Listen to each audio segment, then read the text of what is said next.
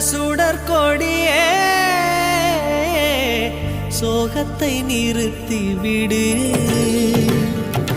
நாளை வரும் மாலை என்று நம்பிக்கை வளர்த்து விடு. நம்பிக்கை வளர்த்து விடு. நம் காதல் ஜோதி கலையும் ஜோதி கலைமகள் மகளே வாவா. காதல் ஜோதி கலையும் ஜோதி